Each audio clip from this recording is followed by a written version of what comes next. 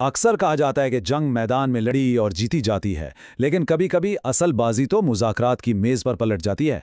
आज हम एक ऐसी ही वाक़े की बात कर रहे हैं, जब एक हारी हुई जंग के बाद एक शिकस्त ख़ोर्दा मुल्क ने अमन मुज़ाकरात में एक नामुमकिन सी जीत हासिल कर ली।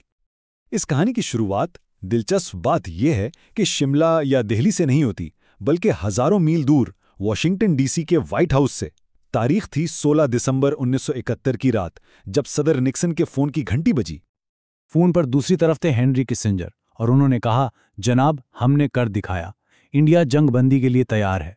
ये कॉल उस जंग के खात्मे का ऐलान थी जिसने पाकिस्तान को तोड़ दिया था, और अब बज़ाहिर पाकिस्तान के सामने सिर्फ एक ही रास्ता था, मुकम्मल तौर पर हार मान लेना।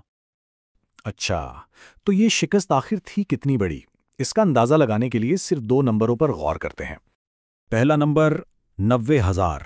जी हाँ, 90,000 पाकिस्तानी जंगी कैदी, जिनमें फौजी भी थे और आम शहरी भी, सब हिंदुस्तान की कैद में थे। और दूसरा नंबर 5,000। ये वो 5,000 मुरब्बा मील का इलाका था मगरबी पाकिस्तान का, जिस पर भारतीय फौज ने कब्जा कर लिया था।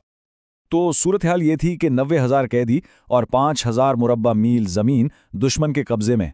पाकिस्तान की पीठ बिल्कुल दीवार से लगी हुई थी और मुज़ाकरात की मेज़ पर खेलने के लिए उसके पास कोई पत्ता नहीं बचा था। ऐसे में जब लग रहा था कि अब सब कुछ खत्म, कहानी में एक नए किरदार की एंट्री होती है। पाकिस्तान के नए लीडर जुल्फ़िकार अली भुट्टो, जिन्हें कई लोग एक माहिर सियासी अदाकार भी मानते थे। इनके इस अंदाज का एक मशहूर वाक़या भी है। एक बार उन्होंने भरे मजमे से कहा, मैं क्या कह सकता हूं, मेरे तो होंठ सिले हुए हैं, और इसके फौरन बाद आधे घंटे की तवील तकरीर कर डाली। अब यही अदाकारी, यही थिएटर एक बहुत बड़े सिफारती स्टेज पर होने वाला था। भुट्टो शिमला में अपनी जिंदगी की शायद सबसे बड़ी परफॉर्मेंस की तैयारी में थे, और सामने थीं फातेह इंदिरा गांधी, जो मुज़ाकरात से पहले ही सख्त शराइत रख रही थीं। तो एक तरफ थे भुट्टो और दूसरी तरफ एक फातेह लीडर। नतीजा तो सबको साफ नजर आ रहा था, लेकिन फिर आलमी सियासत की बिसात पर कुछ मोहरें ऐसे हिले कि खेल बदलने लगा। हुआ ये कि अचानक इंडिया पर बैनुल अक़वामी दबाव बहुत बढ़ गया। अक़वाम मुत्तहिदा में 2 अहम करारदादें उसके खिलाफ आ गईं। बरतानवी मीडिया इंदिरा गांधी पर तनकीद करने लगा, यहाँ तक कि रूस ने भी दबाव डाला, और अमेरिका और चीन तो पाकिस्तान की हिमायत कर ही रहे थे। इस सारे प्रेशर का नतीजा ये निकला कि इंडिया को बगैर किसी शर्त के मुज़ाकरात की मेज़ पर आना पड़ा, जो पाकिस्तान के लिए पहली, छोटी सी ही सही, मगर एक अहम कामयाबी थी। और शिमला में जो मुज़ाकरात हुए वो खुद किसी सनसनीखेज ड्रामे से कम नहीं थे। इस ड्रामे का क्लाइमैक्स एक ऐसी रात को हुआ जब लग रहा था कि बस सब कुछ खत्म हो गया। 4 दिन की बातचीत के बाद मुज़ाकरात पूरी तरह नाकाम हो गए। एक भारतीय एहलकार में तो अपनी टीम को बुलाकर कह भी दिया, लड़कों, खेल खत्म। दोनों तरफ के लोग अपना सामान पैक कर रहे थे, वापसी की तैयारी थी। जरा उस रात का सीन सोचें। एक रस्मी अलविदाई डिनर रखा गया है, जहां कब्रिस्तान जैसी खामोशी है।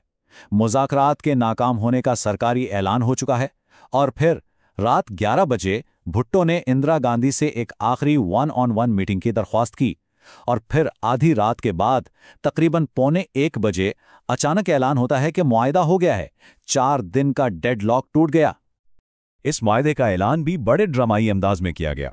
भारतीय मुज़ाकरातकार पीएन हॉक्सर ने बाहर आकर कहा, लड़का पैदा हुआ है और वो भी एमए पास। इस अजीब से जुमले का मतलब ये था कि तमाम तर मुश्किलात के बावजूद एक बहुत ही पेचीदा और अहम मुआहदा तय पा गया था।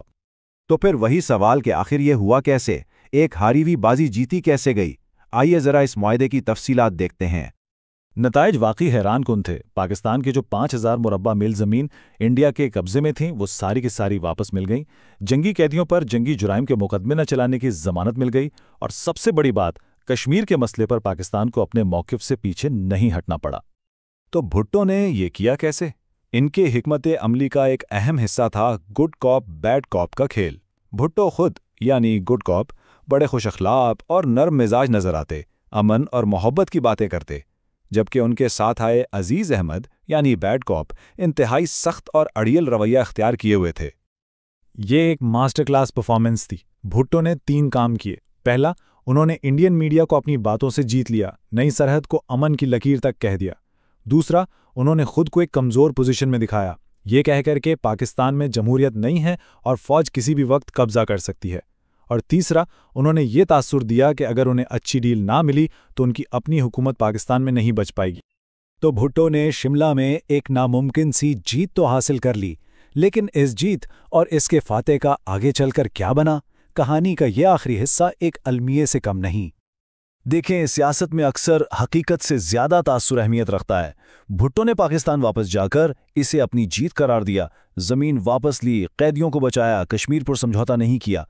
वहीं इंदिरा गांधी ने इंडिया में इसे अपनी जीत बताया कि अब सारे मसले दो तरफा बातचीत से हल होंगे। लेकिन इस मुआहदे की बुनियाद शायद एक गलत फहमी पर रखी गई थी। जराए के मुताबिक इंदिरा गांधी भुट्टो की शख्सियत से इस कदर मुतासिर हुई कि उन्हें लगा भुट्टो हमेशा इक़्तिदार में रहेंगे और इस मुआहदे की रूह को कभी नहीं मरने देंगे। और यही इस कहानी का सबसे बड़ा और अलमनाक पहलू है। जिस शख्स को 90,000 फौजियों को घर वापस लाने वाला हीरो माना गया, जिसने शिमला में एक हारी हुई बाजी जीत ली, उसी शख्स को सिर्फ 7 साल बाद उसी की फौज ने फांसी पर चढ़ा दिया। ये सवाल आज भी बाकी है कि सियासी फतह और जाती तकदीर में आखिर कितना फासला होता है।